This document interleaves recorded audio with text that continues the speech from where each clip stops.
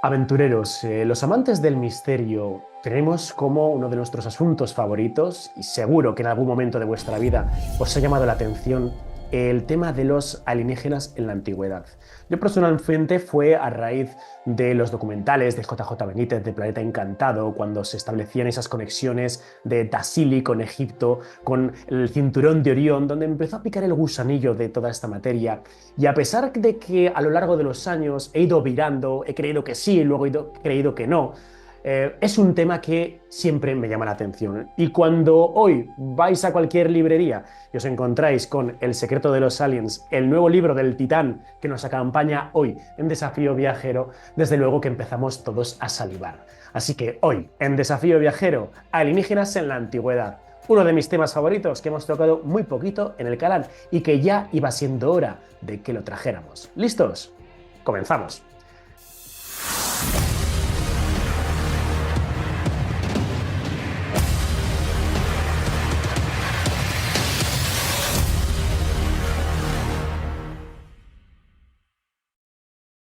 Josep Guijarro, bienvenido a Desafío Viajero. ¿Qué tal, amigo? ¿Cómo estamos? Bien hallado, es un placer compartir contigo este tiempo y además fíjate que en la introducción que hacías me sentía de alguna manera identificado, porque es verdad, cuando yo empecé en toda esta historia, no te voy a decir cuándo, porque como ves yo peino canas, tú no, tú eres joven, ¿eh? Pero yo peino canas.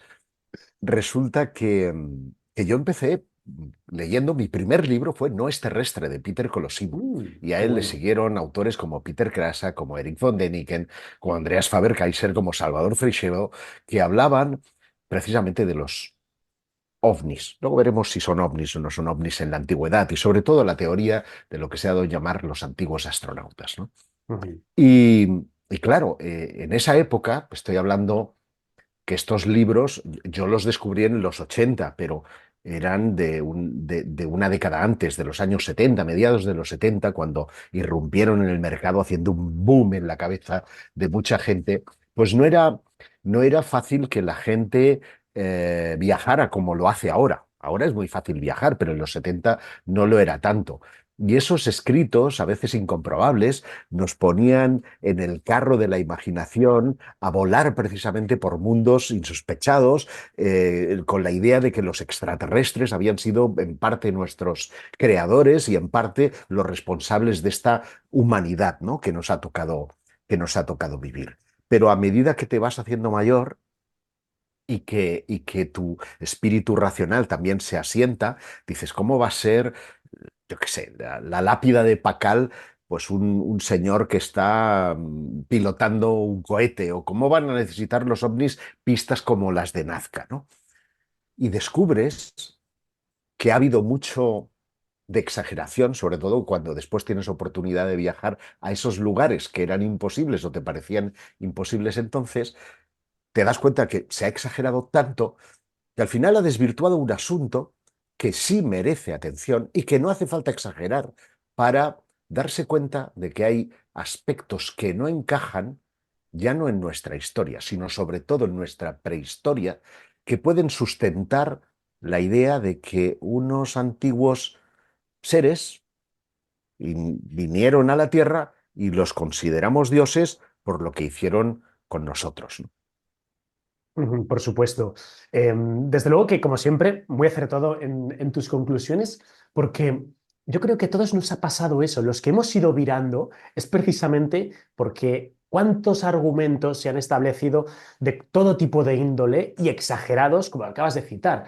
La lápida de Pacal en Palenque, cuando un experto en el ámbito maya te lo explica, te dice, no, es que es una representación del De una inframundo, no es ceiba, ningún el tío libro. subido. Ujú. Efectivamente, no es un tío subido a un cohete, ¿no? O las líneas de Nazca, que también habla sobre eso en los libros, que tú te das cuenta de, bueno, cómo una nave que cruce todo el universo necesita una pista de tierra para aterrizar, ¿no? Que son un poco esas teorías que yo creo que todos hemos conocido a raíz de Eric von Däniken, ¿no? Con Recuerdos del Futuro y tantos otros. Sí, pero fíjate que, Pero, que von uh-huh. Däniken hizo un acto de constricción, perdón, hace años y se retractó de muchas de esas teorías. Y quienes han seguido la estela han sido más cautos y en lugar de, estoy pensando en Graham Hancock, estoy pensando en Sí. Robert Bauval, en Robert Schwartz y en tantos otros, ya no hablan de extraterrestres, ahora hablan de otra humanidad, te deslizan de una manera vamos a decir, socarrona, que podría ser la Atlántida, porque tampoco se atreven a decirlo abiertamente si no se encuentran que las puertas de las universidades, muchas de las que para las que ellos trabajan, se verían cerradas. Entonces, como yo no me debo a ninguna universidad, soy un deslenguado y no tengo pelos en la lengua, no me cuesta decir la idea de que los antiguos dioses podían ser seres de iba a decir de las estrellas, es verdad, de las estrellas, pero cuando hablo del término extraterrestre, yo no lo relaciono con los ovnis. Primero, Luis, porque la relación de los seres que nos visitaron y que fueron interpretados como dioses en el pasado era cercana. Nos explicaban cosas, nos ayudaron a cómo alterar genéticamente los vegetales para que de una forma salvaje el trigo es una cosa, pero para que sea comestible y hay que tratarlo. Por lo tanto, cómo la agricultura, cómo la ganadería, cómo la arquitectura, cómo la fundición de metales, cómo la construcción de edificios para generar las primeras ciudades-estados y por lo tanto las primeras estructuras sociales.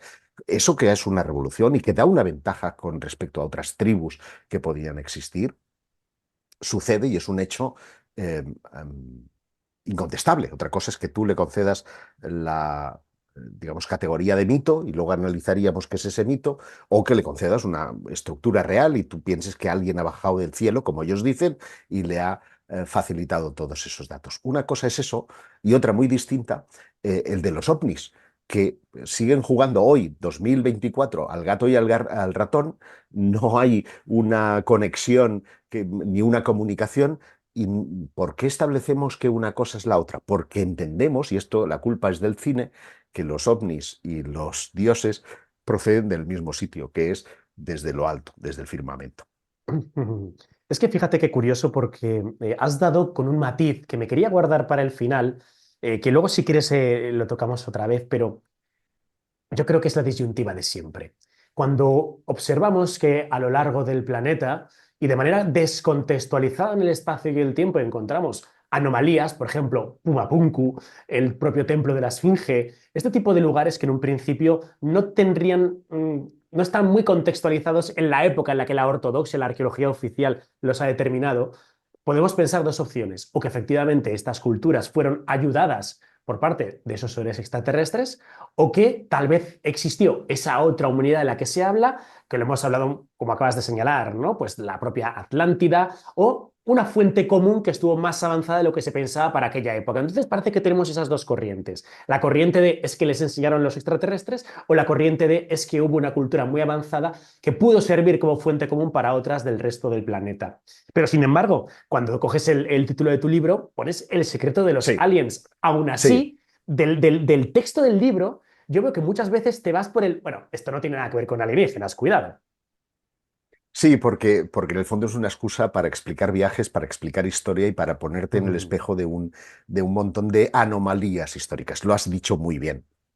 Pero yo soy un believer. Yo creo que sí hubo una interferencia, no sé si alienígena, pero en cualquier caso ajena a lo nuestro, y estamos aquí no por casualidad, sino porque ha habido una suerte de panspermia teledirigida que puso la vida en la Tierra y luego se han ido produciendo otras visitas, no en términos de un año y otro, sino de cientos o miles de años para saber si el experimento funcionaba. Y que además en todas las culturas se nos dijo regresaremos. Pero fíjate, has dado dos datos sobre los que me gustaría profundizar un poquito más. El primero es que hay una fecha que coincide en varios lugares del mundo. Y esa fecha la vamos a desvelar porque además tenemos un amigo común que le encanta, que es nuestro querido amigo Miguel Labrador, que es el 10.500 antes de Cristo. Es decir, hace 12.500 años ocurre algo en la Tierra que hace que algunas civilizaciones tengan una ventaja tecnológica sobre las demás. Y no es una cuestión baladí.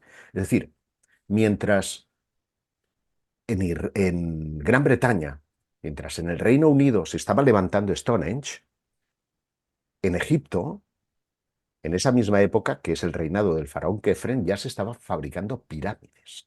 Y no es la primera, ya habían dos antes, la de Keops Sacara y... y Ujú. Saqqara. Es que he dudado, ¿sabes por qué? Porque yo no me creo que Keops fuera el constructor de su pirámide, que esa es otra historia que tú conoces muy bien. Por lo tanto, fíjate, mientras uno están, que no les quito mérito, porque hay que levantar esos bloques de piedra en el Reino Unido que pesan muchísimas toneladas, en Egipto se estaban construyendo pirámides.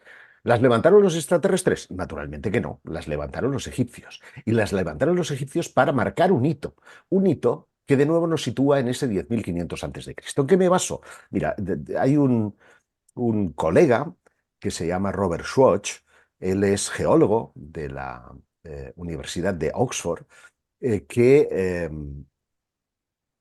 visitando el plató de la Esfinge de Giza, se dio cuenta que la erosión que presentaba no era, no encajaba con la cronología oficial, porque si la Esfinge, basta ver las litografías de la expedición francesa de Napoleón, estaba cubierta de arena del desierto a la altura de los hombros y solamente se veía la cara, el rostro, ¿cómo es posible que ese cuerpo presentara esa erosión que además decía no era una erosión del viento del desierto, era una erosión causada por agua? ¿Y cuándo había agua en ese plató de Giza?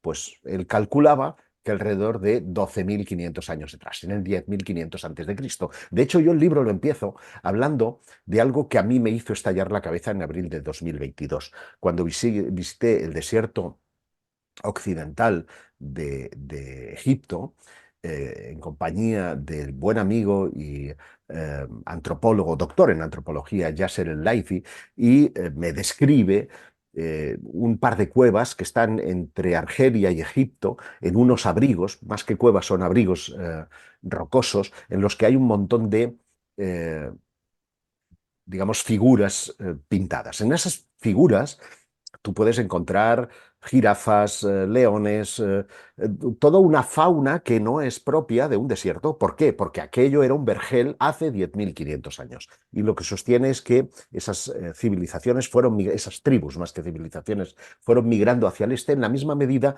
en la que la desertificación iba llegando y por lo tanto iba haciendo que ese vergel se fuera convirtiendo en un desierto. Allí estamos viendo a una especie de sirenas que están como nadando. La cueva, de hecho, se llama Cueva de los Nadadores y recibe ese nombre, decían, porque debían haber masas de agua que nadaban. No, él como antropólogo decía, están representando los espíritus que navegan por las aguas celestiales, porque el cielo siempre ha sido la morada de los espíritus. De hecho, los faraones se convierten en estrellas y las pirámides son en realidad máquinas de la inmortalidad para convertir los espíritus de los faraones en estrellas del firmamento. ¿Por qué? Porque los dioses venían de las estrellas. Pero es que hay más.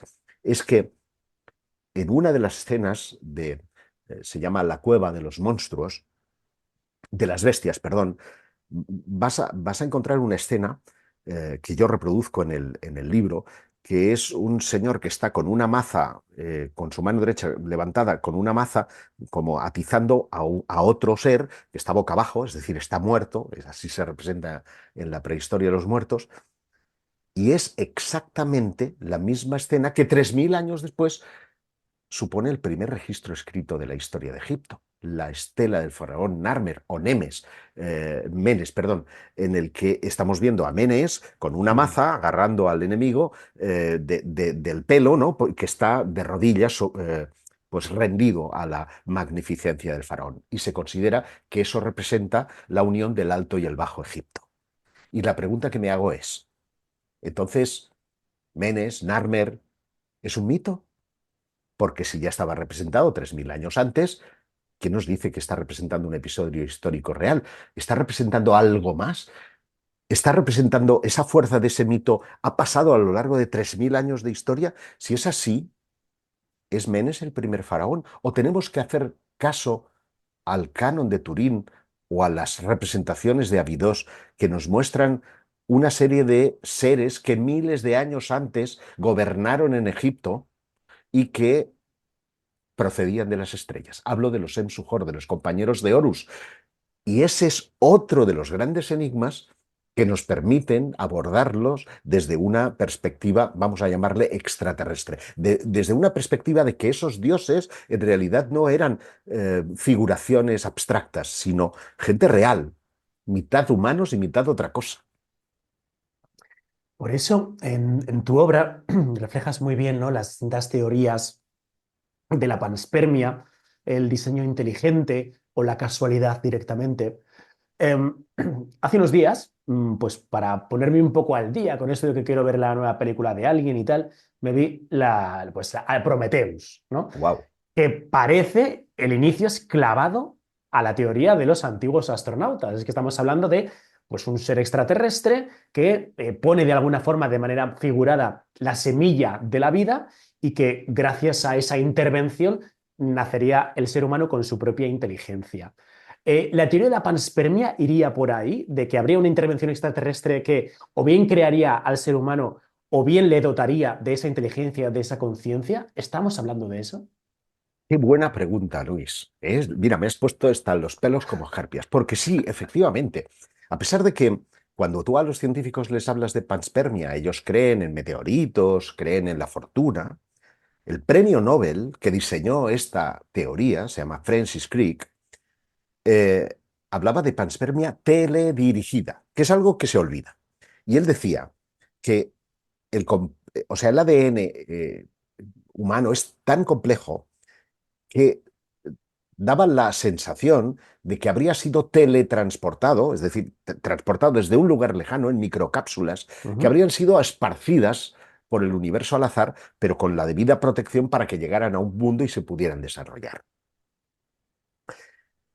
Y yo lo pienso, voy a remitirme a otra peli de la que me declaro fan, que es Interestelar, un peli de casi 4 horas que Peliculón. mucha gente no entiende por todo el rollo del final, ¿no? De las dimensiones y demás, que tiene como asesor científico a North, es un científico de altísimo nivel, y que lo que plantea en su inicio, y así no destripo nada, es que la civilización se encuentra en un punto de autodestrucción, el planeta empieza a tener problemas de abastecimiento, de sequías, de tremendos cambios climáticos, y hay que empezar a pensar en otra casa. Entonces, hay que detectar planetas habitables y hay que mandar ADN a esos planetas. Y hay una misión que se convierte en dos. La misión A es, llevamos una nave tripulada que va a buscar vida, o sea, no vida, el planeta habitable, porque previamente ya se habían mandado otras naves donde habían exploradores y habían ido a testear. Y si ese plan falla, llevamos dentro, pues, el ADN de todas las especies del planeta para que las lancemos al espacio y germinen en algún lugar. Y yo digo, cojones, con perdón, es, es- esto encaja precisamente con el diseño de lo que está sucediendo en la Tierra y lo que es peor, de lo que estamos pensando hacer en el caso de que nos pille la moto y no logremos alcanzar los viajes interestelares. Es decir, hoy mismo, cuando hablamos de la bóveda del fin del mundo, en Svalbard, en Noruega, Noruega. es que si hubiera una hecatombe, tenemos ahí todo un reservorio de ADN de todas las especies vegetales del planeta. Pero es que ahora se está empezando a pensar en que esas secuenciaciones de ADN tienen que poder implementarse de alguna manera, nuestras, del ADN humano, en inteligencia artificial o en soportes robóticos, que esos no necesitarían de una vida de 80 años, sino que podrían vivir eternamente en el espacio a la búsqueda precisamente de que pudieran germinar las entidades biológicas humanas en otro mundo similar. Y estamos buscando como locos exoplanetas de la zona Ricitos de Oros, no para comunicarnos con nuestros amigos extraterrestres. Claro que no, no somos tan buenos. La historia de la humanidad nos dice que lo hacemos para alquilar piso, mejor dicho, para conquistarlo, porque tarde o temprano todo lo que conocemos es absolutamente finito y la humanidad va a tener que emigrar tarde o temprano hacia otro lugar en el que poder seguir viviendo. Porque la finalidad de la vida es reproducirse y mantenerse en el tiempo. Y a pesar de que tenemos esas tremendas distancias, a nivel cósmico, eso lo tenemos metido en nuestro ADN y estamos buscando reproducir en otros lugares. Esa es esencialmente, creo, la labor que llevaron a cabo los dioses en la antigüedad y que nosotros, que estamos empezando a ser dioses, o al menos a creérnoslo, estamos planteando para el futuro. De manera que esto que la ciencia ficción ha diseñado, a lo mejor es un diseño que no es propio del ser humano, sino que viene de un de una metaentidad superior. Llámale Dios si eres creyente, que ha diseñado estas cosas para que la vida se abra camino. De hecho, en tu libro, en El secreto de los aliens, citas este proyecto que hace unos años inició, pues no sé si fue Mark Zuckerberg con Elon Musk y Stephen Hawking, de las velas, ¿no? Que se Sí. lanzarían a todo el universo de alguna forma para ver si alguna llegase, por ejemplo, pues a Alfa Centauro o quién sabe si a otro de esos planetas que también citas en el libro, que me hizo gracia leerlo porque hacía muchos años, ¿no? Que no se cuenta nada de él, que es el de Gliese 185c, ¿no? Ujú. Este que posiblemente podría albergar vida por la posición de ese exoplaneta en relación con su Sol. Es decir, que ya existe ese proyecto de alguna forma, ¿no? Otra cosa es Existe ese que proyecto y se lleve además a te diré, cabo. y esta es una novedad, Ujú. que no está incluida en el libro, por lo tanto, primicia. Parece que hay dos equipos de científicos, unos chinos, los otros británicos, que habrían reevaluado una señal procedente de Próxima Centauri a 4,2 años luz de la Tierra y que inicialmente se había creído que podía tratarse de contaminación acústica y que al parecer esa débil señal sigue presente todavía hoy y podría proceder de un mundo habitado a 4,2 años luz. Si esto es así, y como dicen mis fuentes, en enero podría revelarse esta noticia, porque se quiere esperar a que sea Estados Unidos quien la dé, y ya sabes que estamos en año electoral y esto se paraliza el mundo hasta que no tengamos un candidato investido. Si en enero de 2025 podríamos tener la noticia de que no estamos solos, y no solo que no estamos solos, sino que además tienen la capacidad de comunicarse. Otra cosa es que sepamos lo que nos han dicho. Esa es harina de otro costal que puede tardar siglos en descifrarse o no revelarse nunca, como el Voynich, ¿verdad? Que es algo que también abordo en el libro cuando hablo de mensajes extraterrestres.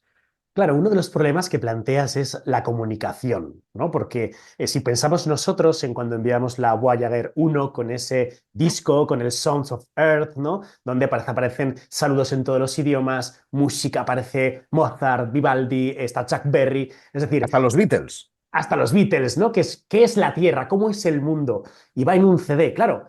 La posible civilización alienígena que interceptase ese compact disc o ese disco debería de tener un reproductor para poder reproducirlo.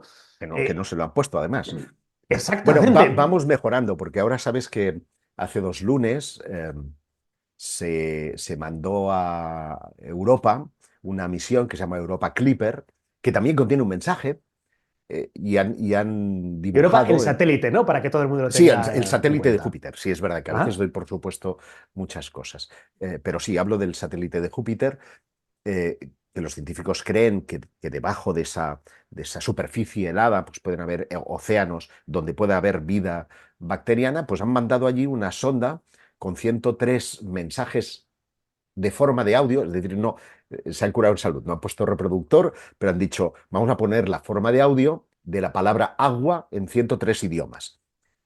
Han puesto en el reverso de esa placa la fórmula de Drake, es decir, está claro que se Ujú. dirigen a civilizaciones extraterrestres y dibujan una botella con las lunas de Júpiter, con las que vio Galileo. Eh, a mí me explota la cabeza, Luis, porque dicen, no hay evidencias extraterrestres, pero no dejan de hacer guiños a que estos mensajes puedan ser interceptados. Y lo que es peor, estamos diciendo dónde nos encontramos, dónde estamos. Es decir, que si alguien tiene ya no más, sino la misma habilidad que los seres humanos para conquistar, si ellos son capaces de llegar hasta aquí, estoy seguro de que vamos a terminar muertos como ratas, con perdón. Esa es la reflexión que hacía Stephen Hopkins, ¿no? Cuando le preguntaban, bueno, ¿qué opinas de esto de que estemos anunciando a todo el universo, estamos aquí? Todas las emisiones de radio, de televisión, todo está volando ahora mismo por todas partes del universo, ¿no? Claro. Y él decía, a lo mejor nos tendríamos que estar un poco más calladitos, porque cuando dos civilizaciones se juntan, aquella tecnológicamente superior tiende a conquistar y aplastar a la tecnológicamente inferior. Y es un pensamiento humano. A lo mejor los extraterrestres pensarían, no, vamos a ayudarles, vamos a darles nuestra tecnología. Pero ¿qué opinas tú de esto? No, no, ¿Habría es que que callarse o seguimos lo has así? clavado, lo has clavado. O sea, estoy de acuerdo con el planteamiento advertido por científicos como Michio Kaku, como Stephen Hopkins, y en la actualidad por otros, como puede ser Nolan Ujú. o Beatriz Villarroel, por citar dos ejemplos modernos, ¿no? Es evidente que en base a la historiografía y a nuestra experiencia entre choques de civilizaciones, las cosas no terminan bien para la que está, digamos, aboldada de una forma inferior. Ojo, si ponemos el ejemplo de Marco Polo y la llegada a Oriente, es verdad que las sociedades muy cohesionadas, las sociedades con un núcleo familiar muy claro, con una cultura muy tradicional, con un arraigo muy importante, pueden sobrevivir. Pero fíjate, ha Ujú. sido llegar Internet y los chinos están volviéndose igual de vulnerables que lo ha sido América o que lo está siendo Europa hasta el momento. Es decir, nadie queda libre de nada y si tenemos que hablar de cohesión, es evidente que nuestro planeta tiene de todo menos cohesión. De manera que es un riesgo. Yo lo veo como muy complicado y claro, esto nos pone en una diatriba muy interesante desde un punto de vista práctico. ¿Qué hacer? Es decir, no queremos sentirnos solos, queremos saber que hay alguien más, nos vemos en la obligación de explorar, por lo que antes yo te explicaba, de que tarde o temprano tendremos que mudarnos, espero que sea dentro de Ujú. miles de años, pero por otro lado dices, ojo, no podemos pregonarlo, no podemos seguir mandando señales como locos, porque igual nos encontramos con la horma de nuestro zapato y terminamos siendo conquistados. De manera que este intenso debate no solo lo mantenemos nosotros, sino que lo mantienen también los científicos de alto nivel. Porque una cosa es que servidor o tú mismo estemos conjeturando y haciendo pensar a un montón de telespectadores tuyos, y otra muy distinta que la NASA, que la ESA, que las agencias espaciales tengan que establecer protocolos de actuación, porque hoy día no tenemos un protocolo de actuación. ¿A quién le correspondería establecer contacto con una eventual civilización extraterrestre? ¿Tendría que pactarse algo, un documento institucional de toda la humanidad? ¿Y quién lo diría? ¿El presidente del gobierno estadounidense, el de la ONU o Pedro Sánchez? Por decir algo, ¿no? Es decir, piénsalo, no hay un protocolo de actuación. Y esto ha hecho que incluso algunas sectas platillistas se hayan ofrecido como mediadores entre los extraterrestres y la humanidad. Imagínate por un momento se les hubiera dicho que sí, era tanto como decir, bueno, es que estos son los verdaderos embajadores de ellos en la Tierra. Bueno, me parece todo como muy delirante, pero son cosas que por lejanas que nos parezcan, tendríamos que abordar. De hecho, ya no nos sonreímos cuando nos dicen que en Estados Unidos han puesto en marcha un protocolo para el Día de los Zombies y lo damos todo casi por amortizado. Y sin embargo, el asunto extraterrestre pues sigue ahí colgando de un hilo porque nadie quiere abordar la cuestión, o casi nadie. Porque es verdad, y esta es parte de una introducción en el libro, que ha cambiado, ya ha dejado de estar estigmatizado este asunto. Desde que en 2017 la Fuerza Aérea admitiera que esos vídeos sobre ovnis eran reales y que además no se haya escabullido de una forma clara la naturaleza extraterrestre de este fenómeno, lo que ha conseguido es que muchos científicos se aproximaran cuando en el pasado rehusaban acercarse a este asunto para no ser estigmatizados. Podríamos hablar de Jacques Vallée, por ejemplo, un científico francés que participó en las misiones Apolo y que allá en los 60 descubrió unas cintas con material ovni y sus jefes le dijeron que, bajo amenaza de acabar con su carrera, que mejor no se aproximara a estos asuntos. Esto sucedía en los 60, en los 70, en los 80, incluso en los 90. Cambió a partir de los años 2000. Cambió cuando por fin los insiders, esas personas que se infiltran en las grandes corporaciones, en el gobierno, un poco pues lidiando para que se hable de un tema o de otro, consiguieran que esto se planteara como un tema importante y a partir de 2017 unas filtraciones consiguen que todo esto salte y nos lleve al estado actual de debate sobre este asunto. Un debate que también es incómodo para todos, para la administración, porque la gente está esperando que digan, que reconozcan abiertamente, sí, los extraterrestres existen, y nos están diciendo, no, sí, sí, reconocemos que hay ovnis, pero no sabemos qué son. Reconocemos que desbordan nuestras capacidades tecnológicas, pero no sabemos quiénes son. Reconocemos que hacen movimientos que desafían las leyes científicas, pero no sabemos quiénes son. Y tú estás diciendo, joder, que me lo digan ya, que me digan que son extraterrestres, porque si no son rusos, no son chinos, no son europeos, no va a ser Santa Claus, ¿no? Pero no tenemos pruebas. Y esto se sigue manteniendo en esa fórmula tan marginal porque no hay ninguna prueba. Y esto ocurre, ¿por qué? Porque la noticia sería de tal alcance que cambiaría todas nuestras estructuras sociales, religiosas, económicas, políticas. Es que lo revolucionaría todo. Un inciso aventurero. Cada documental de Desafío Viajero supone muchas horas de esfuerzo y de trabajo para traeros buenas historias. Si crees que merezco tu apoyo y te está gustando el vídeo, suscríbete al canal, hazme un comentario y comparte el vídeo. De esta forma me ayudarás enormemente. Además es que en el libro incides mucho sobre este asunto. Creo que es innegable, ¿no? Que como consecuencia de la publicación de estos vídeos por parte del Pentágono, ¿no? Donde se ven esos ovnis o esos WAPs, como les quieren llamar ahora, haciendo movimientos imposibles y además a los pilotos, ¿no? Pues relatando lo que están viendo, es como muy impactante. Es decir, el vídeo, lo cierto es que lo tenemos. Y fíjate, podríamos tener esa prueba, pero es que tenemos más pruebas, ¿no?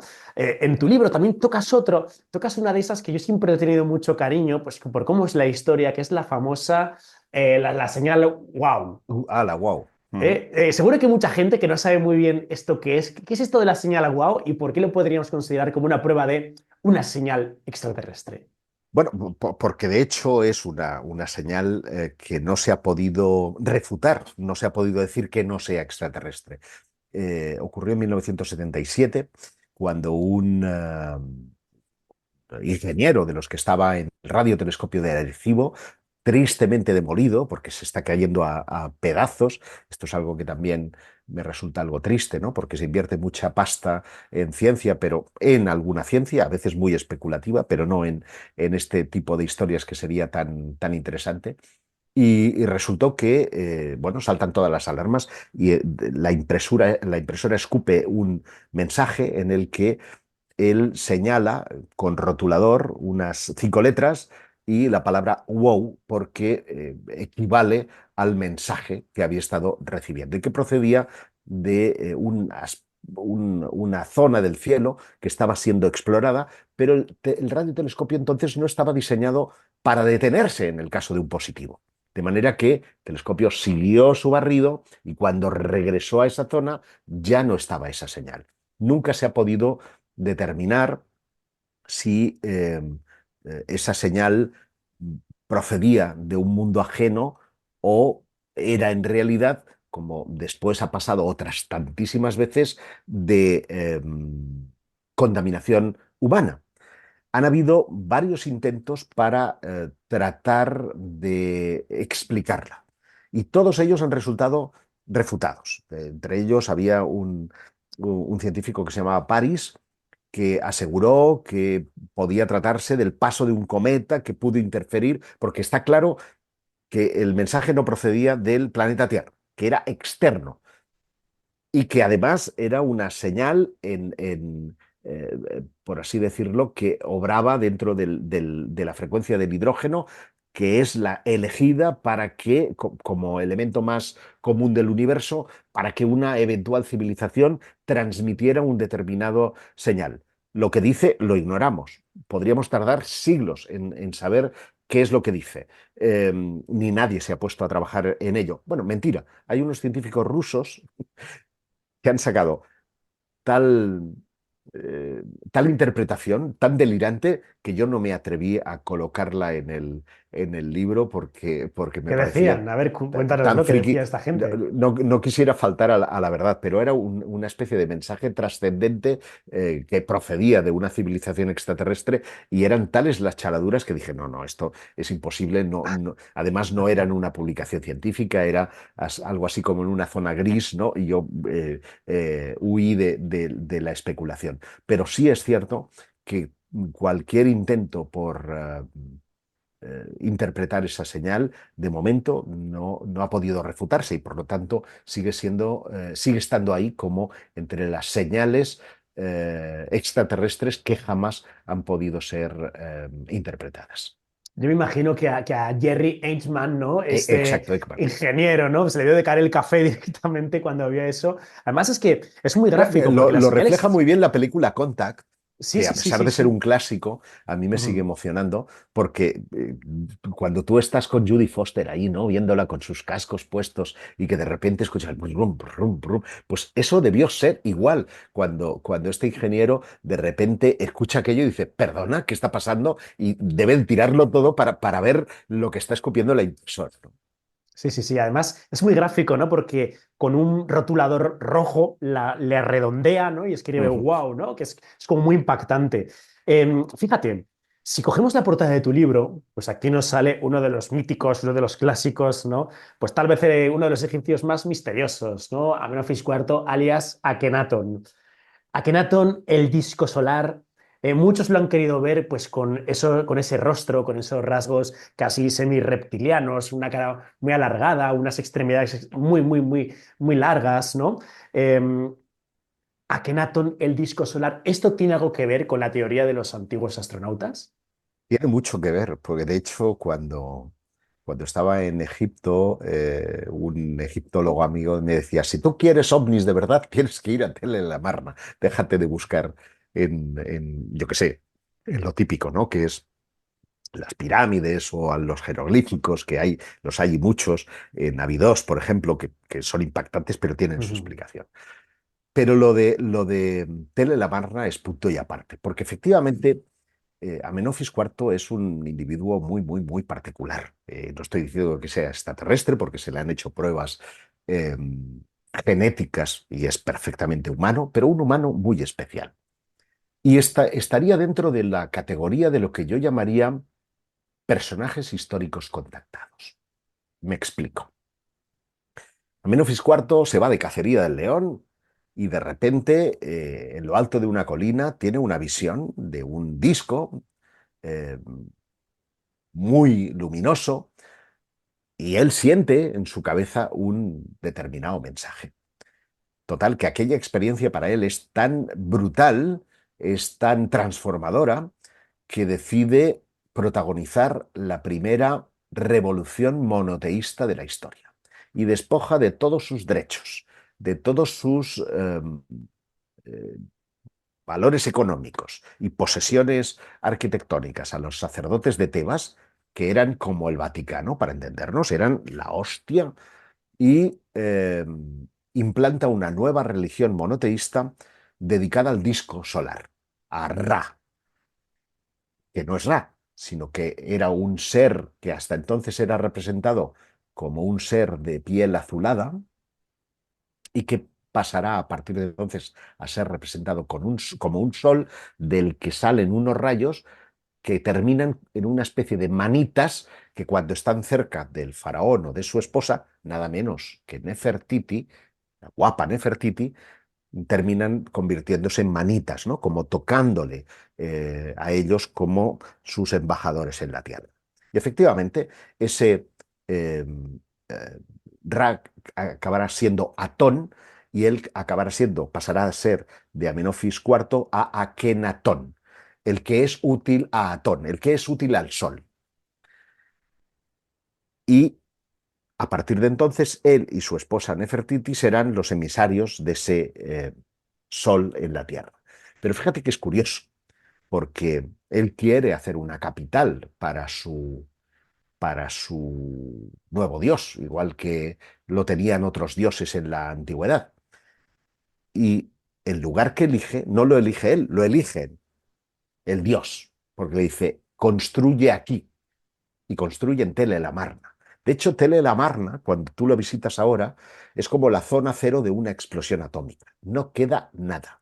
Solamente desde lo alto, que hay una serie de tumbas de sus gobernadores y los administradores de sus bienes, donde precisamente hay unos jeroglíficos grandes que dicen construye aquí, pues ves la estructura que podía tener, porque aún se adivina, ¿no? Desde lo alto, que podía tener la ciudad, muy cuadriculada, con una avenida central, y quedan los restos de su antiguo palacio y de un templo, que además era un templo sin techo, era un templo que el sol pudiera iluminar, porque esto estaba basado en la luz. Por lo tanto, estamos delante de un primer avistamiento, eh, entre comillas, ovni de la historia, que su gesta, si me permites avanzar siglos en la historia, se parece tantísimo a la de Constantino que a mí me flipa, porque Constantino I el Grande, el hijo de Santa Helena, y ya estoy dando una pista de qué es lo que va a protagonizar, tiene por delante una batalla, eh, en la batalla del Puente Milvio contra Magencio. Y resulta que el hombre iría a hacer su pipí matutino, sale de la tienda de campaña y mientras está haciendo sus cositas mira al cielo y tiene una visión. Las nubes se abren y él ve una especie de disco circular con una serie de signos en su interior. Esto acabará convirtiéndose en el crismón de los cristianos, que es un círculo con una cruz y una letra P.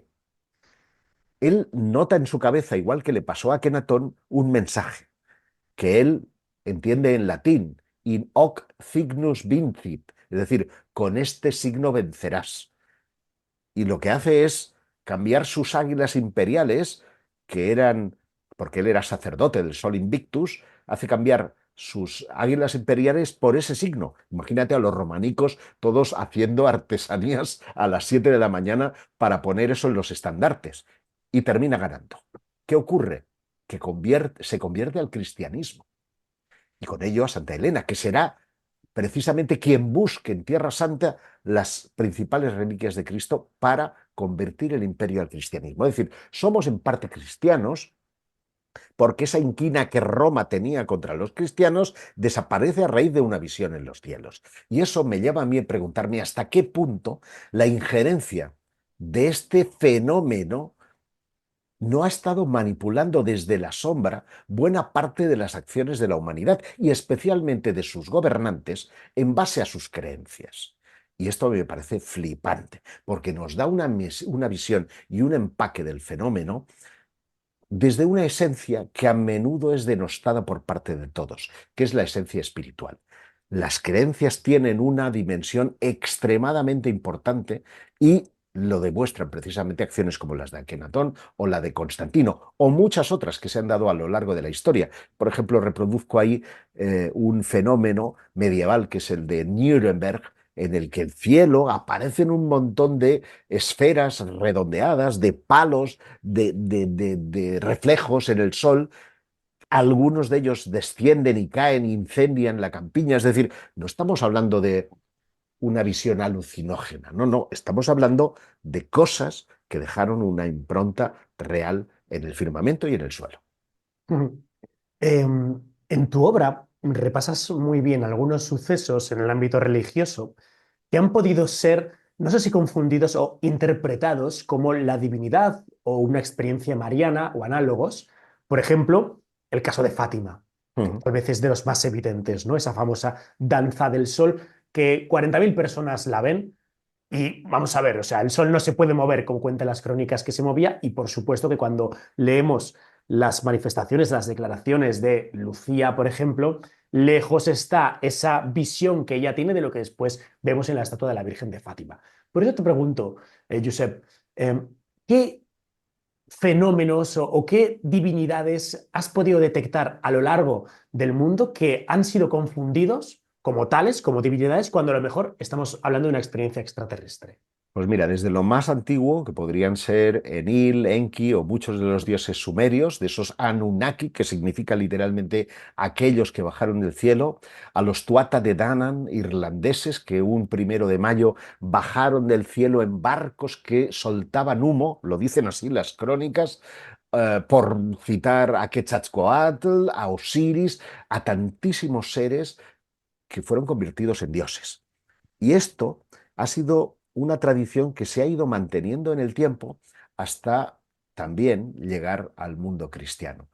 Ojo, que las vírgenes cristianas no dejan de ser trasuntos de la Isis egipcia, de esas vírgenes negras, que muchas de ellas llevan instaladas en su interior betilos, que son rocas meteóricas, para que se les vincule precisamente con esa misma divinidad. Pero es que cuando tú exploras en el hallazgo de muchas de esas tallas, ya hablamos de cristianismo y por lo tanto de tallas medievales, te topas con relatos verdaderamente fascinantes, como el de la Virgen de Montserrat, que en el año 880, pues resulta que unos pastores ven durante 3 semanas consecutivas unas luces que bajan del cielo y parecen perderse en un punto concreto de la montaña. E intrigados acuden allí y descubren en una cueva rodeada de una luz sobrenatural a la talla de la Virgen de Montserrat.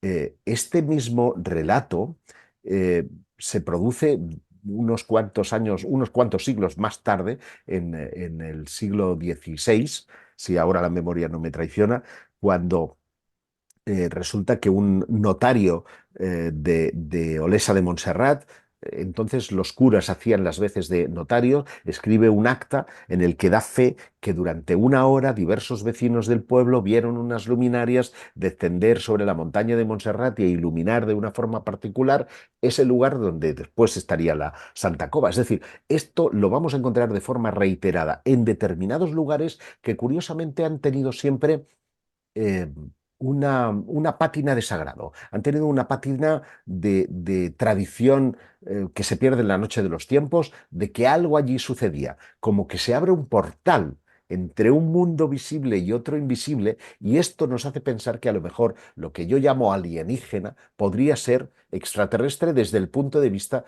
de que viene de otra dimensión. Y ahí el tema de los orígenes se nos desdibuja porque cuando entra el factor fe, el factor digamos, simbólico, ahí entran ya muchos elementos que se nos mezclan y hacen que el cóctel sea verdaderamente explosivo.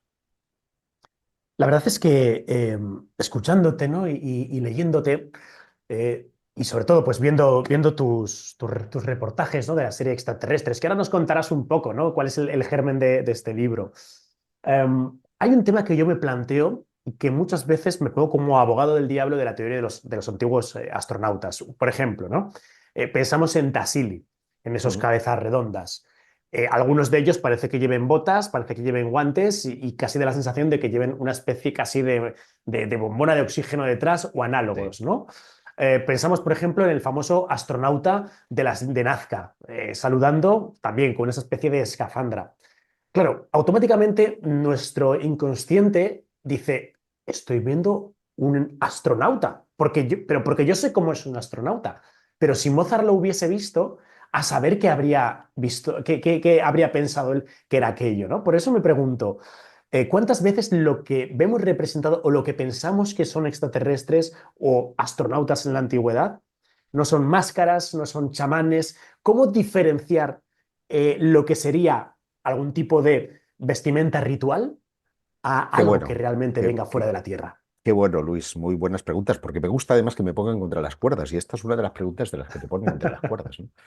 Eh, mira, a mí tuve el placer de conocer a un buen amigo ahora ya, que es Manuel Martín Loeches, catedrático Sí. de neurología de la Universidad Ujú. Complutense de Madrid, un neurólogo extraordinario, que sin hablar de extraterrestres, porque a mí el cerebro me fascina, me dio una clave brutal, y es que el cerebro no puede describir aquello que no conoce.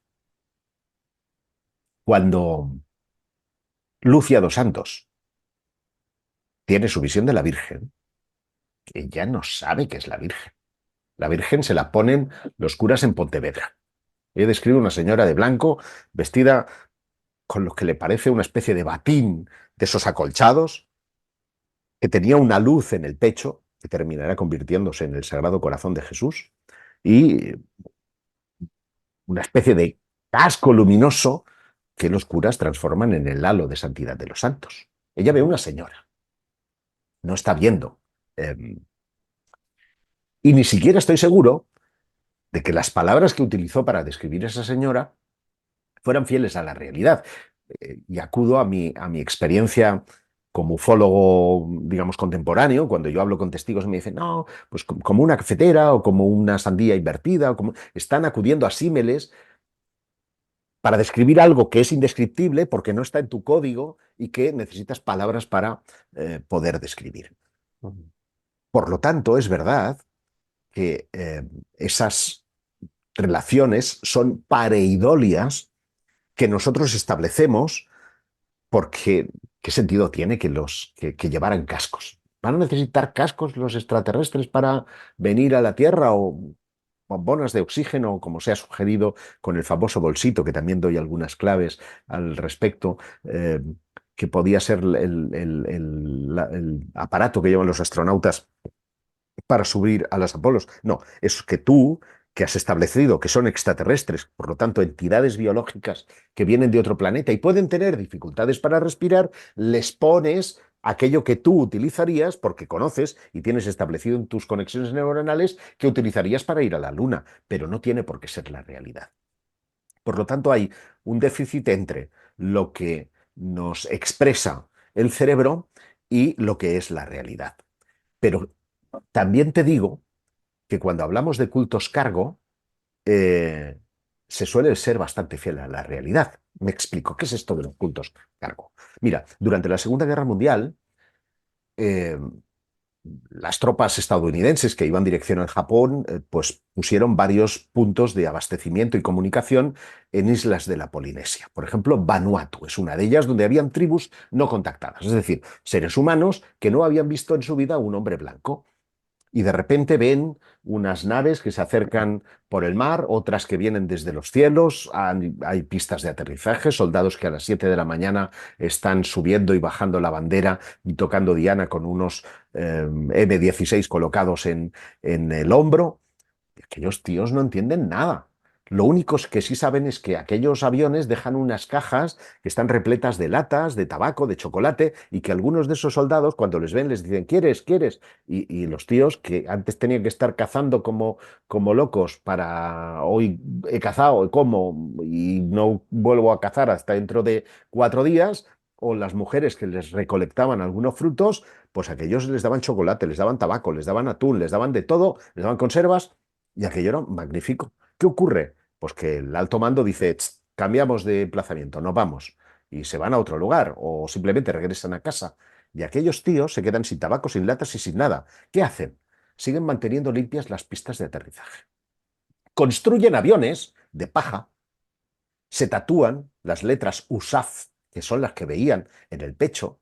En definitiva, reproducen pautas que vamos a encontrar perfectamente representadas en los hombres de la antigüedad y esos dioses. Por lo tanto, con independencia de que ahora nos parezcan pajoteras historias que relacionamos como pareidolias, también la historia nos dice que, ojo, que tenemos una capacidad de reproducir pautas que hemos visto porque aquello nos ha traído un beneficio. Y acaso, pregunto, ¿no es lo mismo que el hombre antiguo consiguió cuando le enseñaron a domesticar los animales, a hacer agricultura o construir edificios?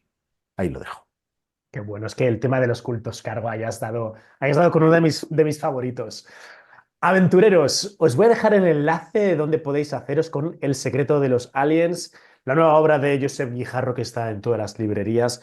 Pues una obra fundamental para entender las teorías de los antiguos astronautas, mucho más, y hacerse preguntas sobre el tema y cuestionar de alguna forma cosas que dábamos por hechas. Por ejemplo, yo, que en los últimos años he sido como un acérrimo detractor de las teorías, ¿no? Y que gracias a leerme este libro he abierto un poco los ojos y tengo la mente más abierta.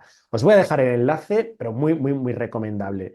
Josep, ha sido un honor tenerte en Desafío Viajero, pero antes de que te vayas, me gustaría hacer la pregunta que hago a todos los invitados que se pasan por el canal. A Josep Guijarro le ponen a cenar con 3 personajes de la historia. ¿A quién meterías en esa cena? Ostras, esto me pasa por no leerme las preguntas, ¿eh? Porque has visto que hemos... Pues me Que pillas luego, un poco contra el pie, luego pero no te he hecho ninguna de las que te he pasado, pero sí, bien. también es verdad, también es verdad.